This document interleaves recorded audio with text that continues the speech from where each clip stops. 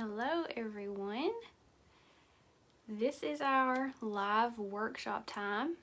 I hope that you can hear me okay. Let me know,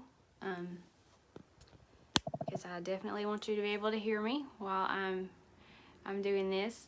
Let me know in the comments if you can see and hear everything okay. I'm going to flip my camera around before we actually get started with the painting, but I was going to tell you guys a few things before we get started and make sure everybody is coming on in. I've done several versions of this, what we're going to be painting tonight. So I just had to pick one of them, and I'll kind of tell you what you could do differently. If you don't mind, you guys, if you'll leave a comment and let me know if I can see your comments or not, because I want to be able to answer questions if you have questions while we're live too. But I've done several versions of this, and the one we're going to do tonight is this one. So this one is going to be our guide that we're going to use. I never paint the same thing exactly like the same one every time, so it'll be a little bit different, but it's going to be based on this one. And I'm not seeing anybody leaving any comments, so I really need you guys to let me know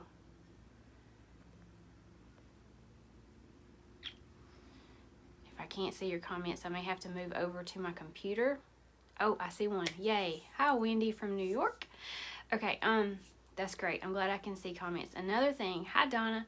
Another thing is, while my camera is over my table and I'm teaching you, I may not be able to answer questions at that time. So what I would rather do is, to make it easier and make it a little more organized, we're gonna take questions afterwards.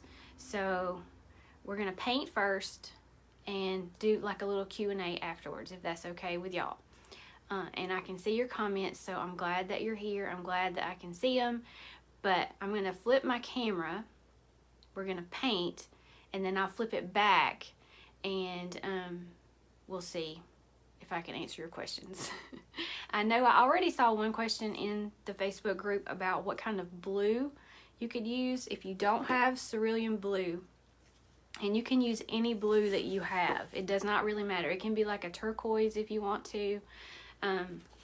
Because we're going to be doing this, and if you can see, that blue is just a little hint of blue with a whole lot of white, so it's not really gonna matter. Okay, so wondering about the blue, if you don't have the one that I had, it doesn't really matter. You can use any hue that you have, doesn't matter. Just you're gonna use a little bit of it. Okay.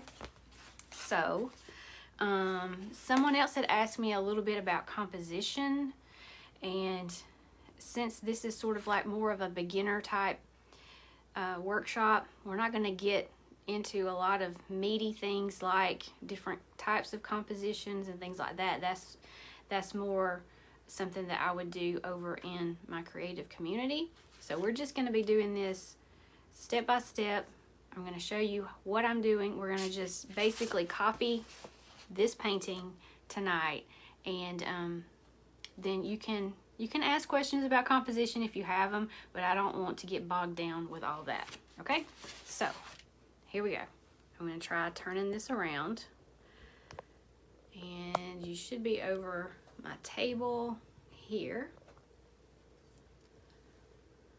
And I've got my camera up so high in the air that I can't really see comments when it's like this. So give me just a second and let me get this all situated. I think that's gonna work. Okay, so this is where I'm gonna be painting. You guys let me know if you can see that okay. And I've got this set up a little bit different than what I normally do, because that's just the way I had to do it.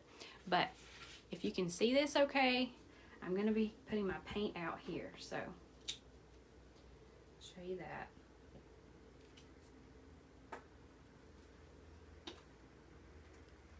I think that's going to work. Okay, first of all, let me move this. First of all, we're gonna just put down a wash of burnt umber. This is your dark brown, and I'm gonna be using a wet brush because I've got my paper taped down. Oh, I forgot to talk to you about the paper. Hang on. All right, so this is taped down just on my table, and I'm just using regular masking tape, but if you have painter's tape, it usually works a little better and it keeps from tearing the sides of your paper when you take it off. But one little trick that you can do is get your tape out and then like stick it to your clothes. I don't know if you can see my shirt. And it gets lint on the tape and it makes it less tacky. And so then when you put it down, it doesn't tear your paper as easily. So that's one little tip. Okay, let me move my light over just a tiny bit. And I think we're ready. All right, so we're gonna start. I've got my paper taped down on my table. We're gonna start just putting down a wash is what this is called. And it's just a really thin layer of paint just to take the white away. And when you're using paper, you can use more water than when you're using a canvas, because the paper just kind of soaks it right up. A canvas is primed and it doesn't absorb. If you don't want yours to absorb, you can start with some gesso, but I prefer to start like this. And my paper does buckle a little bit, but what I did with the ones that I've already painted was I painted them and then they kind of got a little wrinkly, and I let that dry. Then I flipped it over and I put the gesso on the back. So this one, like this one here, I painted the front, and then after it dried, I flipped it over, and I don't know if you can see that there's some texture there, but I gessoed the back of it, and that made it all nice and flat. Okay, we need to let this dry just a little bit, and while it's drying, there was something else I was going to tell you. What was it?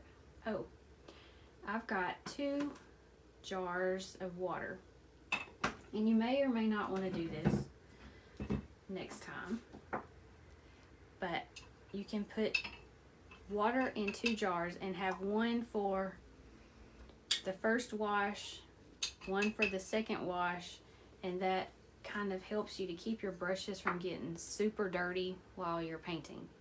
I've seen a lot of watercolor artists do this, and because your water has to stay clean when you're painting with watercolor for sure, but it helps with acrylics too.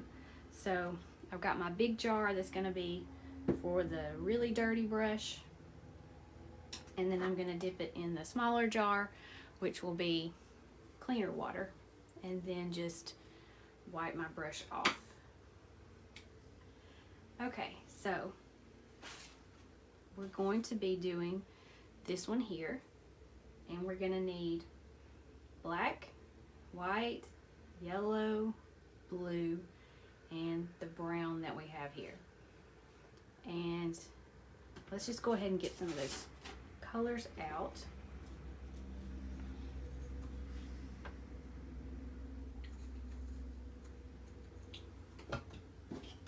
You really just need a tiny bit of blue of some sort. Doesn't even have to be blue, it can be turquoise if you want to. Alright, and so I've got my black and my white in these big tubs here, and I'm just going to get them out. And we'll just put them right here, because I'll just kind of dip into those as I am working.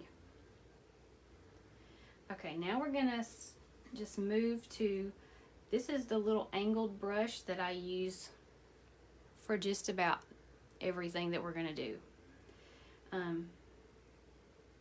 But I'm letting this brown dry just a little bit before we keep going. And you can see it's starting to puff up a little bit, but that's okay. It will be fine. Alright, the first thing I'm going to do is use some more of this brown. And we're going to just kind of put where we want our flowers to live. So I know that I'm going to put one big one right here. And this is going to be abstract, so I don't want you to be thinking too much about shape yet. So we know we're going to have one flower about right here. And we're going to have a whole lot of greenery that's going to be around that flower. And then we're going to have some more greenery here. It's going to be sort of like at a diagonal. And then we'll have another flower right here. And a little bit of greenery will go up here. And we're going to have one flower about right here. Okay, so just for a little bit of, I'm trying not to look at your comments because it gets me distracted. For a little bit of composition, this is sort of a, they're out there doing our yard work, so there may be some noise in the background, sorry. It's sort of a diagonal composition with a little bit, there's a strong diagonal this way, and then there's a little bit of one over here. So if you want to learn more about composition, you can look up there are some different basic compositional forms that you can kind of learn about, but we're not going to get into that. Remember I said we're not going to go there tonight. But this is sort of a diagonal type situation. Okay, so now that we've got these placed, I'm going to dip into a big chunk of white and a little bit of blue, and I'm going to start putting in our background. So it's probably going to look pretty white to you, but it is a very light blue.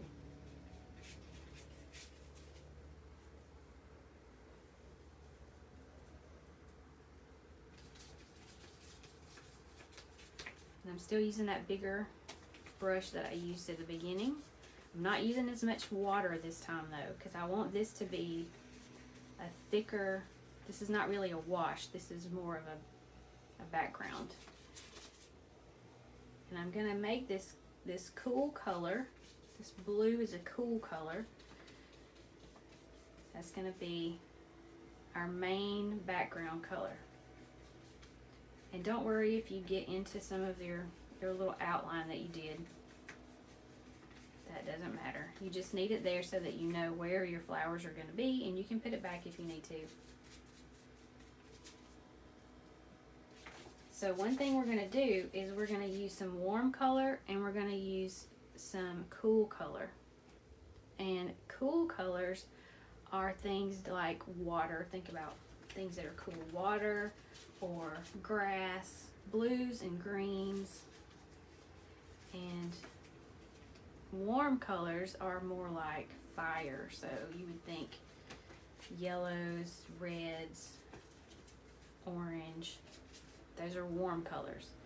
But every hue can lean one way or another. So a blue, there could be a warm blue and a cooler blue.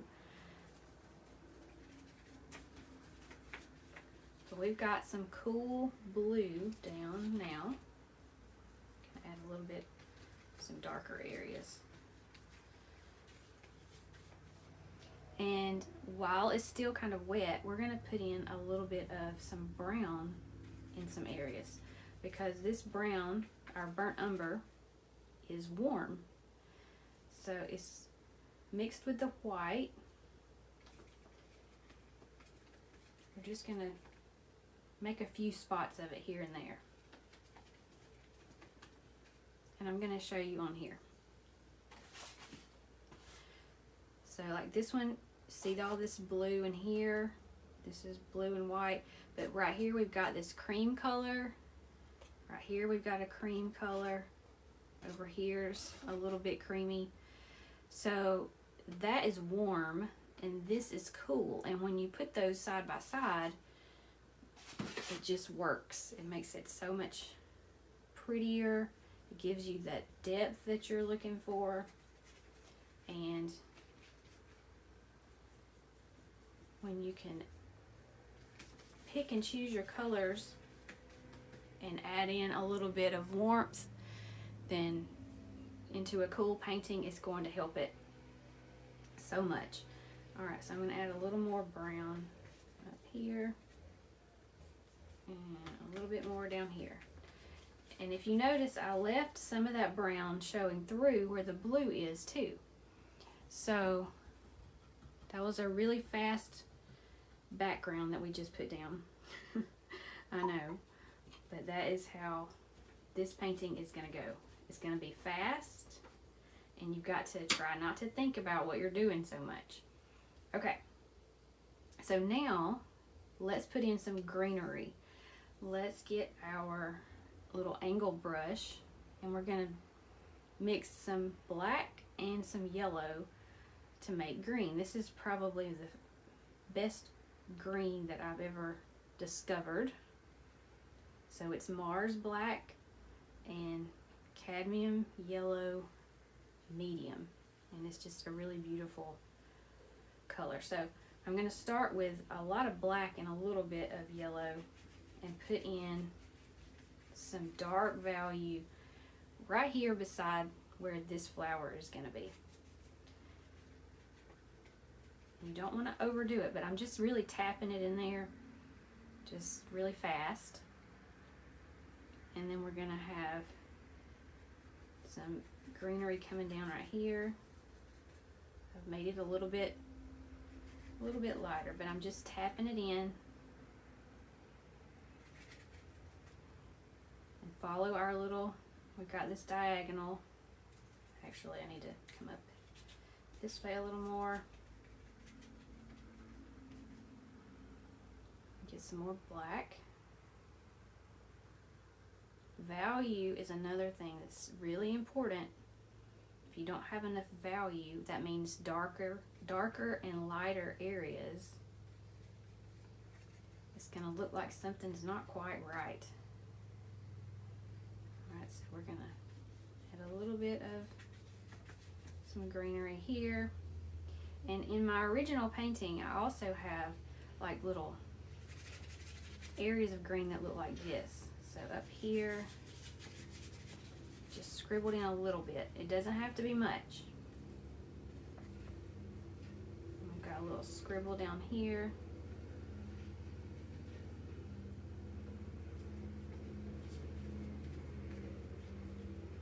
And okay, so it's kind of evened out now. We've got a little up here, a little down here, and we've got our little diagonal. It's almost like a wave going here. Okay.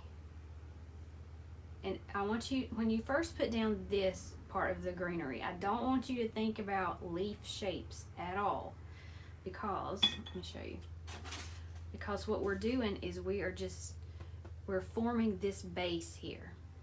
Can you see that? We're forming this base right here, and this base is all this color underneath. And then we're going to come back with some light green and make some more structured leaf shapes with our brush, and some interesting marks with the palette knife too. Okay, so now let's wash our brush and grab some white and our brown, a little bit of brown. It's going to give us a pretty cream color. And we're going to go in here without overthinking. I'm using my brush, and I'm holding it kind of back here. And we're just going to put in this first flower. So you're going to want it to be a little bit wider here. You're going to want it to be really dark in the middle, and this side to be a little bit skinnier. Alright, then we're going to put another flower over here, and this is not overthinking. And then we have one that's turned down this way. So we're just going to make it look sort of like a little fan there. Okay. Now, on the painting that I'm looking at, I've got a few little spots over here that could be a flower. So I'll just put those in there. And that's the beginning of our flowers. So if you notice, we've got 3 main flowers. We've got these little areas of greenery, and that is the beginning of our painting. And so from here, we're just going to keep going and keep adding some things to it, but we're building layers from dark to light. So our background is this lighter blue color, and you don't need value in the actual background if you're doing something like this, but you do need to have values in the subject that you're painting, whether it's flowers or trees or whatever. There needs to be some really dark areas and some really light areas and some areas all in between. So I always start with dark first, because that's the best way. When I'm using acrylics, that's the best way for me to get the depth that I'm looking for. So I'm letting this dry just a little bit. If you're working with other types of mediums, you may have to do that in a different order. But with acrylics, it works best to work from dark to light and save your brightest or lightest values for the very end. That's what I do anyway. Because another thing is that your paint is going to dry a little bit darker than you think. So with acrylics, with these more expensive acrylics, they tend to keep their color a little more true. But with some of them, especially those that are really inexpensive, they're going to dry a good bit darker. They all dry a little bit darker, but anyway, that's why we go from dark to light. Okay, so let's do some leaf shapes that are more realistic now. So we've got this over here, this more like a little dark blob more than anything else. And so I'm going to take some white on my brush and just put it into that mixture of yellow and black. And you can get a million shades of green doing this. But now we're going to take that angled brush, and if you just push down and twist it, let me get a little more black in there.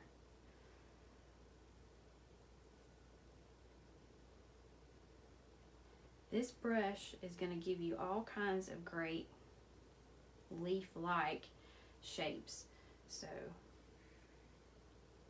you can push down to get those wider edges and tap it to get some different shapes. Grab a little more white if you want to. Make some leaves that look like they may be on a branch. Just put in a little bit of green in any spot that you think would look great. And this is a part where you get to choose where your leaves are going to live. Here's another little trick, is taking this angled brush is really good at making lines. So if you just tap it and then put you some leaves on that little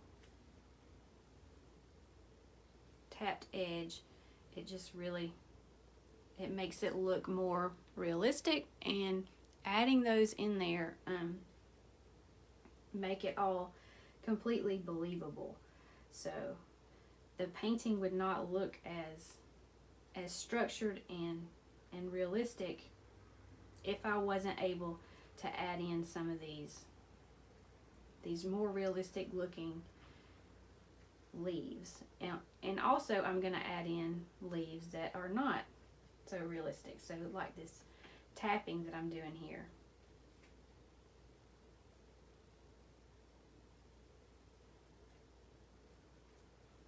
Okay, so let's do that over here too.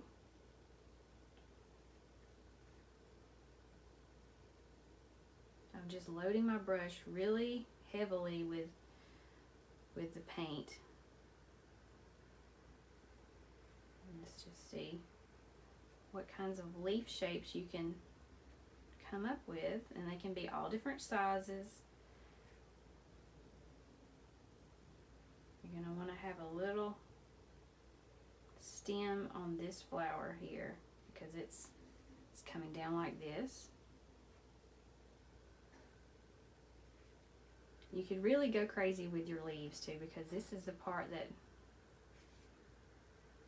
really makes it come to life more than anything else. So it's really possible to add tons of leaves. You don't want to overdo it. And you want to save some space too for your palette knife, because we're going to use it at the end. I don't know if you've noticed, but I'm getting a little bit of different values in here too. So I'm adding a little bit of a darker leaf, and then I may come back and do a lighter one on top.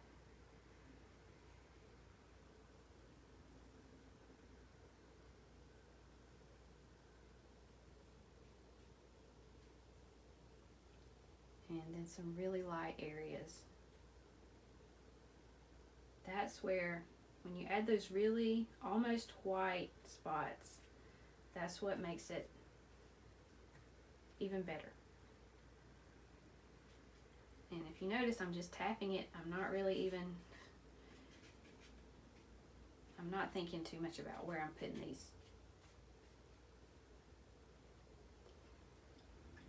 Okay, let's work on our flowers a little bit with some white now. So I'm washing my brush.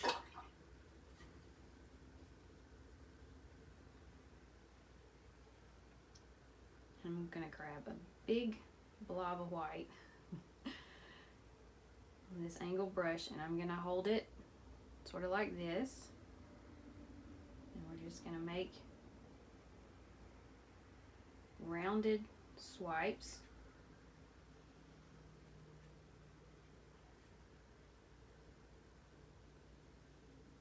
You're gonna leave some of that dark, or it's not really very dark, but we're gonna leave some of that cream color showing through there.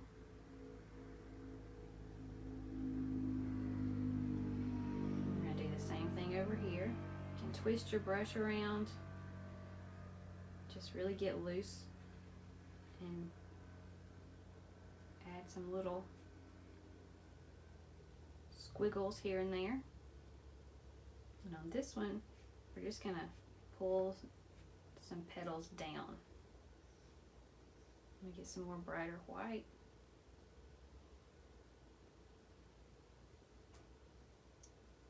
You can really get juicy paint on your brush and add those highlights with it. Okay, let me show you this. Here's what we've done so far, and here's our inspiration piece.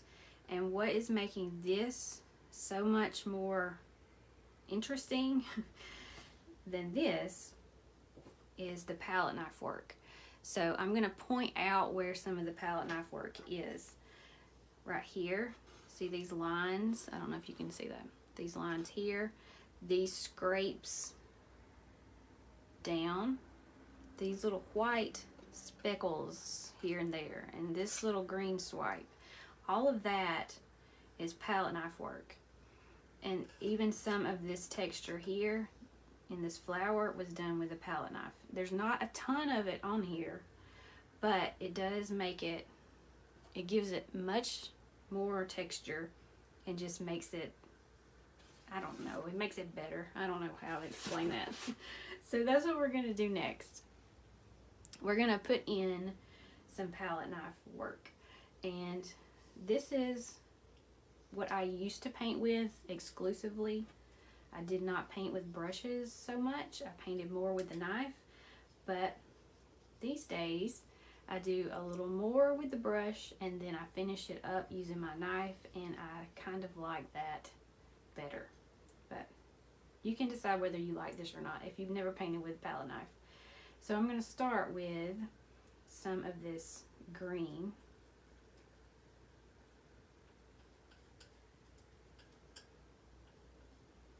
So I've just got it kind of loaded on my knife, and I've got a dark green here. And I'm going to put in just a few swipes. Can you see that texture right there? You can't get that with a brush.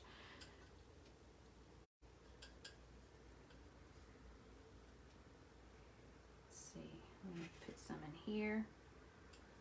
Just a few little dark swipes.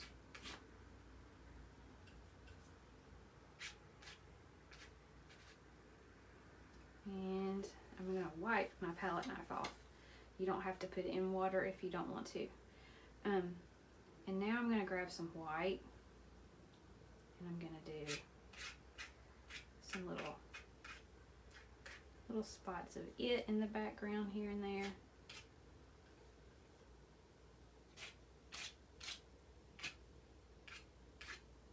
And it's just kind of random. It's not something that you have to overthink. If you look and you see there's a blank spot there, I think I need something in it. Just add a little palette knife work. A little stroke of it. That yellow's a little too much, so. Alright, I need to get some black to mix with my yellow. It's a little bit easier for me to mix colors with my brush than it is with my knife. I don't know. Some people just use a knife to mix with, and I don't know why, but it's harder for me. So I'm going to grab a little bit of this brown and put it into my green, and we're going to make some of these lines. So I've got it on the side of my knife, so I'm kind of tapping it on its side and loading it on there, and then you just lay it down and pull, and that's going to give you some very interesting little twigs. And you can also put down some paint. Let's do one like right here. You can put down some paint that's kind of thick, and then you can scrape into it if you want to do that. You may not like that, but it's an option.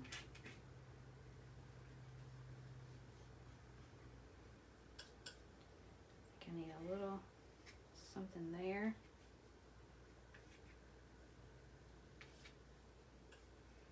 Also, curving some lines. You don't want everything to be like straight sticks. You want to have some curves in there.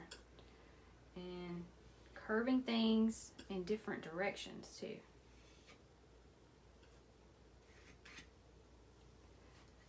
Alright, so let's grab some white on our knife now. It's just really loaded, and pull it around in your flower if you want to. That's going to add some extra texture, and my paper is really buckling now because it's got so much paint on it. So sometimes I can pull on it and kind of flatten it out a little bit. Sometimes I can't. Sometimes you have to wait until it has dried a little before you keep going with your palette knife. Alright, so let's add some little, I want to bring this down and let me show you. Get a little closer and let me show you something with the scraping. I don't know if you can see this over here, but when I load, let me just load it like this. When I load my big glob of white, can you see how it kind of skips? It skips when you pull. If you pull it down at an angle, not flat, because that's going to make a solid stripe. But if it's kind of on its side when you pull it down, then it's going to give you that skipped look, which I really like. Also, the fact that my paper is all bubbly skips it also. And one last thing is I'm going to take my knife and just kind of squiggle it around. You don't want your flower, the center of your flower, to be a complete circle. You want it to have a little bit of an organic shape so that it's not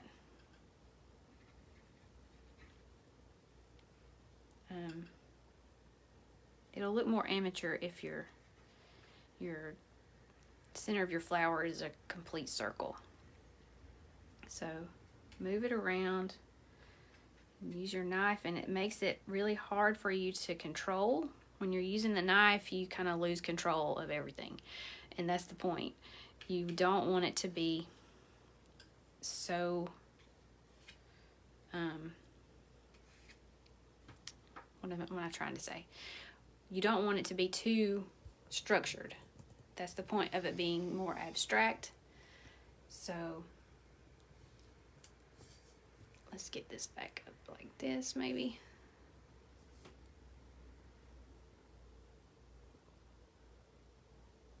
Okay, so it's been what, about 30 minutes, and we have done this. Now when it dries, I may decide that I want to go back and put in some more highlights, and I can already tell that I do need to add some more in here in the greenery. And one way that I can judge what it needs is looking through my camera, and it kind of changes things and makes it two-dimensional rather than three-dimensional. When I'm looking at it with my eyes, it's a little harder for me to see, but if I take a picture of it with my phone, or I just look at it through the camera of my phone, I can usually see where I'm needing some extra something. And so right in here, it needs some lighter value. So I'm just going to put in a little hint of white. It's actually really light green. Maybe some things right here.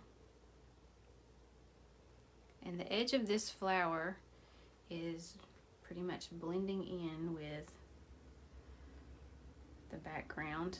So I could take a little bit of a darker green, or just add a leaf right here, or a little hint of one. Another tip is when you're painting flowers, if you notice this one, it looks like it's laying on top of all the greenery. So if you take some of your leaves and just pull them a little bit over the edge, it doesn't have to be everywhere, but just have a little bit of something that's overlapping, that's going to get it pulled back a little more. Okay. And one more thing we're going to do is add some darker spots to what's going to be a stem here on this flower. So you can do that with green, or you can do it with brown.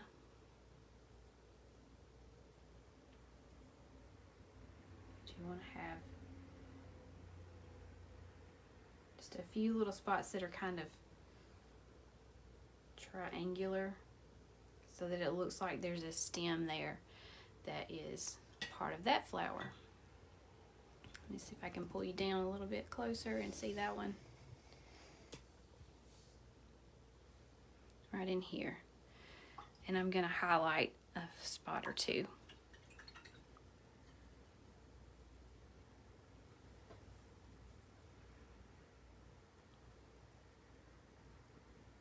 So I'm just tapping a little bit of white.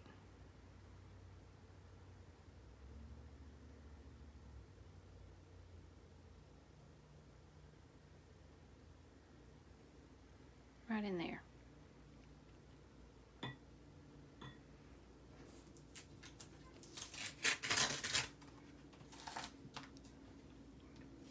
That one's buckled a good bit. Okay, so let's compare. Let's take a look at this one. Was our inspiration piece. I can definitely tell I've got a little more blue here in this background, but this one is very similar. There may be some areas that I would change after it dries a little bit, like this right here. I might kind of delete that green blob, but other than that, I'm pretty happy with it. It's pretty similar.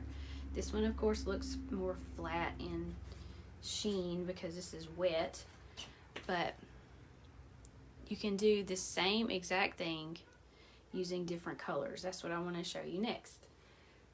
This one here is done. The background is done with some blue, but I also added in a little bit of a peachy color for the warmth. And this one we used the brown to give it just a little bit of warmth. This one has more background colors in it, so you could do that. And then this one, I've got a lot more of the peach, so there's hardly any blue at all in this one. So just keep it warm and cool. I'm gonna flip this back around. Keep your colors warm and cool in your background, and try to stay as loose as you can when you're putting those leaves in there. And if you want to, you don't have to do this, but if you want to, this is what we ended up with. You can wait to add the palette knife parts until the brush parts are completely dry, and that will help you just a little bit with the buckling, because you can let it dry, flip it over, put your gesso on the back, and that will keep it all flat, nice and flat, and then come back and put your palette knife work on top afterwards, after all that has dried. So I was going to take some questions if you guys have any, but that is, I like to paint fast. I'm an impatient painter, so when I do something, I like using acrylics because they dry quickly and you can layer really quickly, and that's one of the great things about using acrylics. So do you guys have any questions about anything? About color, about tape, about anything that we did tonight? Okay, Carolyn says, do you put any focal point in this kind of painting? That's a very good question. And in this one, I would say that this right here is probably going to be considered your focal point. And since it's sort of a diagonal composition, that where this diagonal is meeting that one, that's kind of going to be your focal point. Do I ever varnish the paper? I don't usually varnish paper, but you can. Let's see. And these, I'm going to tell you, these are addictive because I've painted a lot of them. I've even done some little bitty ones on little canvases. I'll grab one to show you. Let's see. I got a basket full of stuff.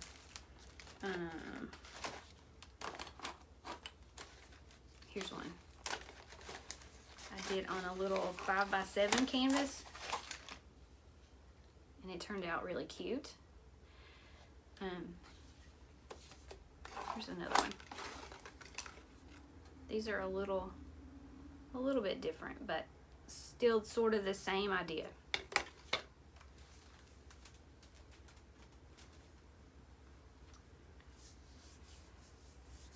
Okay, you're very welcome. Carolyn says, love the way you use the brushes first and then the palette knife. That's my favorite way to paint these days. I like that too. Julie says, does it have to be Mars Black to get the wonderful green? And I believe it's going to need to be Mars Black because it is a warm black and it's just a little bit different. So if you want it to look like this green that I got tonight, then yeah, I would definitely use the Mars Black. You're welcome. I'm glad you all enjoyed it. Let's see if I've missed anything so far.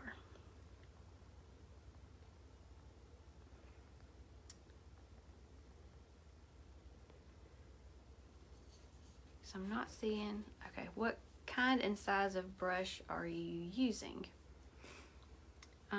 This one here was what I used for the wash, and it is a, it's got so much paint on it I can't read it. It's an acrylic brush. That's another thing you're gonna, if you take classes from me, you're gonna know that I like using this brush pack. This brush right here is a great brush for putting down a wash or putting down your backgrounds. And what I was using tonight was this one right here, this little angled brush in this pack. Let's see.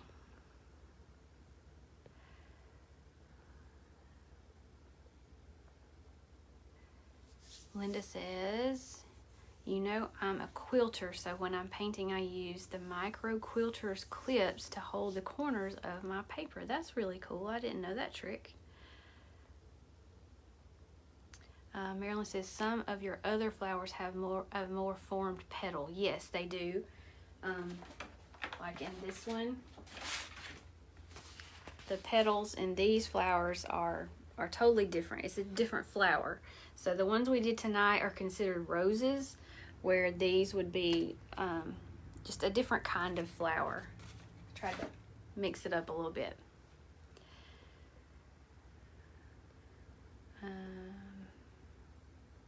Susan says, how do I rewatch? When the video is finished, when we're finished here tonight, it will still be here in the Facebook group where you can watch. It's going to be available through Sunday night, and then it's going to be archived in my Creative Community membership library. And Carolyn Turner is asking, can you explain how your Creative Community works, please? But I will be happy to.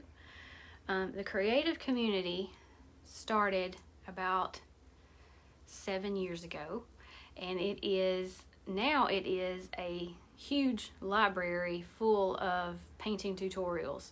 So there are tutorials on everything from business type topics, there's not a whole lot of that, but there's some, to we have some watercolor classes. The majority of those classes are going to be things like we did tonight, where it's acrylics, it's either brushwork or palette knife work, and they're all on my website in like a little hidden area. And once you join, you get a password, and you make a username and password, and you get access to that library. It's organized by topic. You can also access, I have 3 courses that I've created. One is palette knife painting for beginners, acrylic painting for beginners, and one called Beyond the Brush, which is about finding your own style as an artist, and all of those are included in the Creative Community too. So if you're interested, right now it's open through tomorrow night. It's been open since March, and I'm closing it now. I got everything changed. We were doing something every single week, but due to my energy levels, my health, after 7 years of doing this every single week, I've cut back on the amount of information that I'm putting in there. So you get 1 new tutorial every month. In June, we're gonna do, let me grab this. In June, we're gonna do a tutorial on a painting similar to this one. And we're gonna have a Q&A time. a live question and answer time with me. So we have a private Facebook group that's just for creative community members.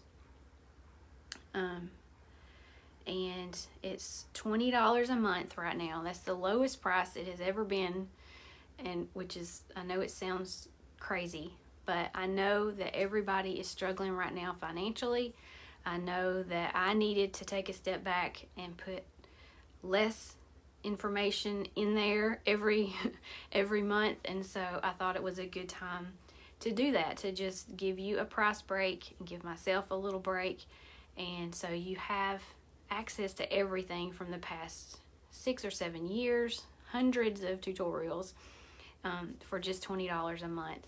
Or you can pay for it for the full year for $200, and you get a couple of months for free. So that is the way it works. Dora says, is your CC still open tonight? Yes, ma'am, it is. Donna said, in a previous post you painted a little house on a landscape. Will you show how to do that one at some point? That is going to be that's what I just showed you. That's what we're going to do in my creative community in June. Let's see.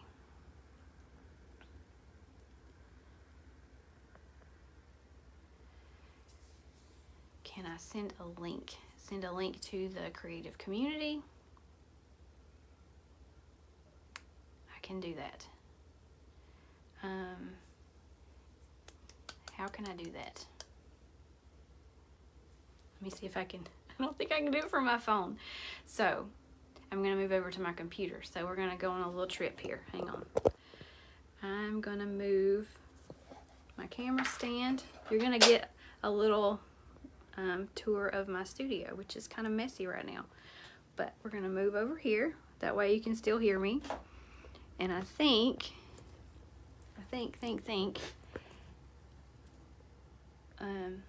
yeah, I'm gonna just get on my laptop.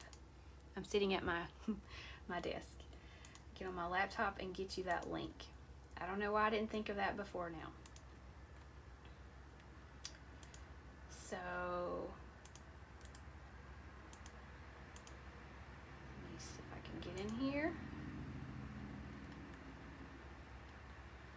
And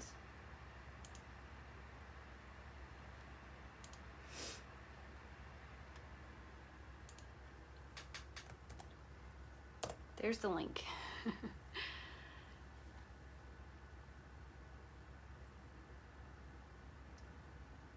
Also, that the $20 a month is the price right now, but I don't know.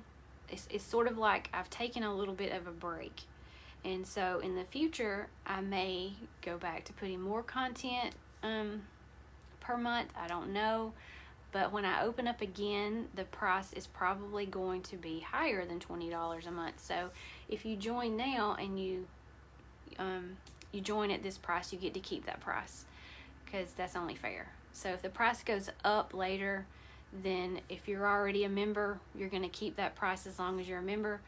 But new people that join later on would join with the new price, if that makes sense. Okay. Let's see if I missed anything. Cindy said, I think you still post quite a bit. It's a great membership. I appreciate that. Thank you. Thank you, Peggy. She said it's worth more than that, than the price Amanda's charging.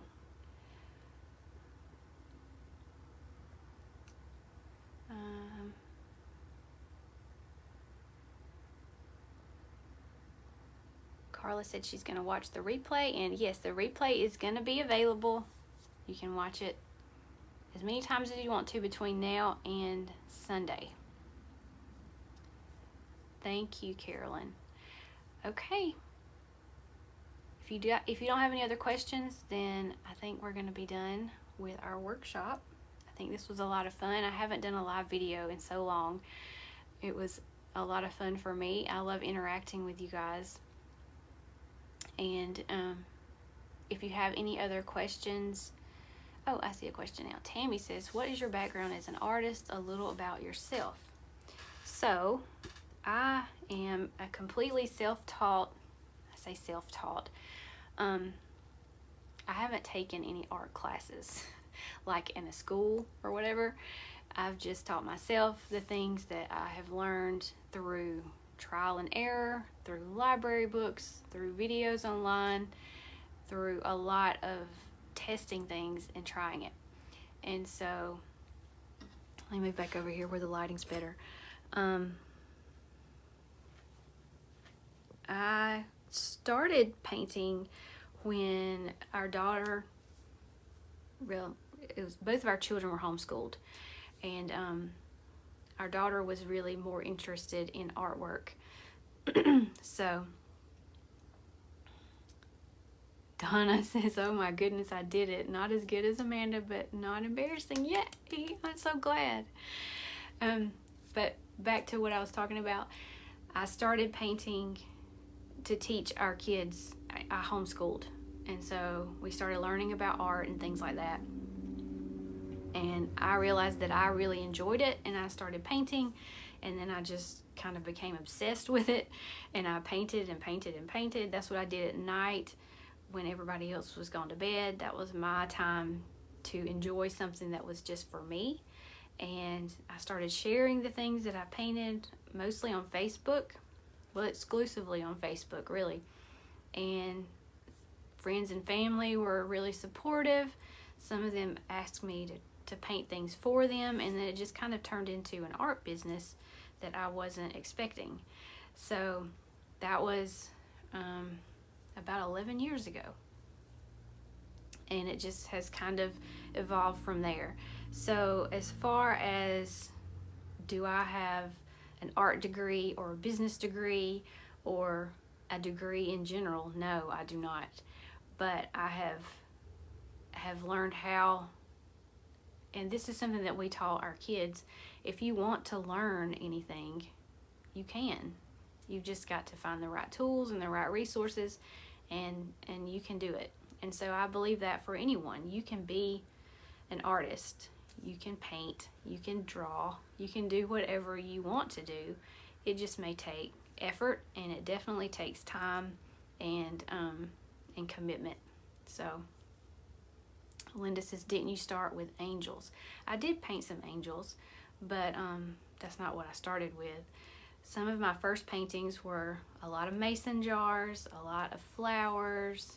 I did some cows, and then people started asking me, can you paint this? Can you paint that? Could you paint me a rooster?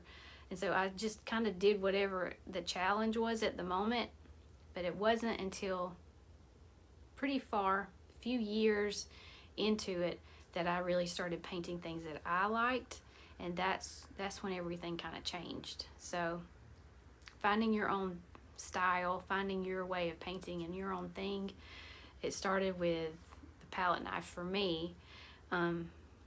That's when I really started just enjoying painting, to the point that I don't think I could not paint.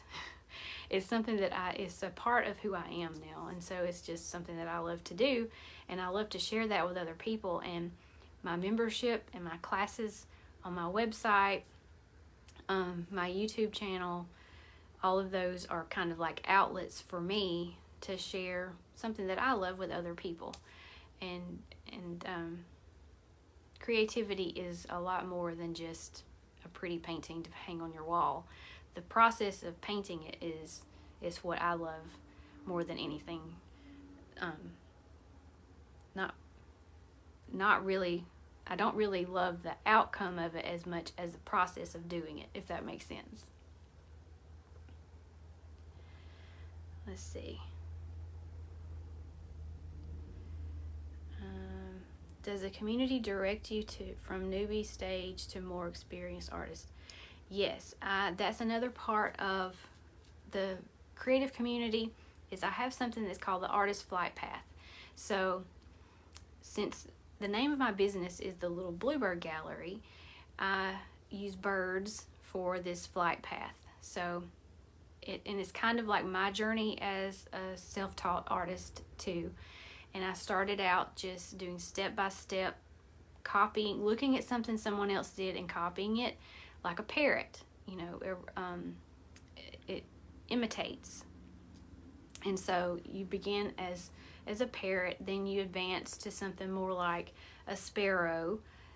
And the sparrows are those who are like, okay, I really like to paint, but I want to find all the things, all the resources, and try all the stuff, and give me all of the supplies and all of the techniques, and let me just try all of it.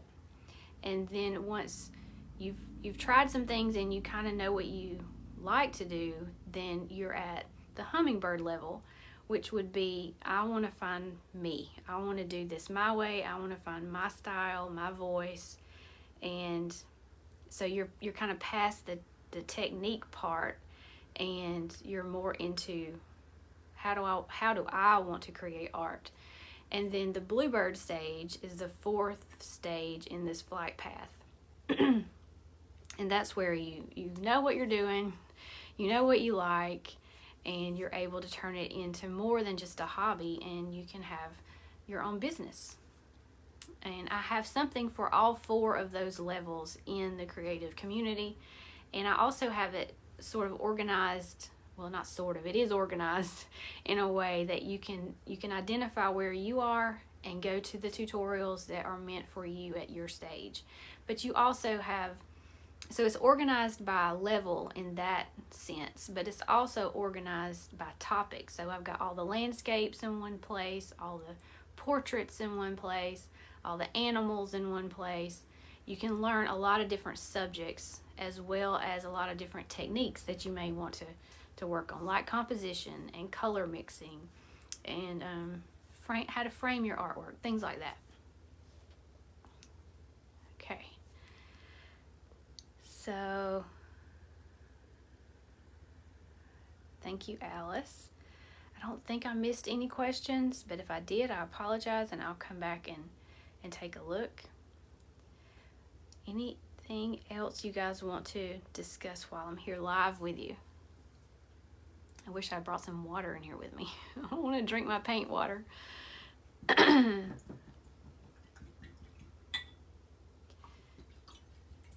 I will say that there are some creative community members who have been with me from the very beginning, and they're still there, which is amazing, and I love that.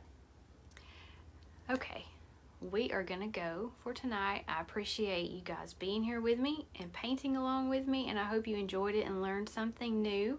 And if you are interested in becoming a creative community member, we're gonna be open through tomorrow night at midnight. This replay will be available here through Sunday, and I am going to have a snack and a little drink of water, and I'll see you guys later. Bye.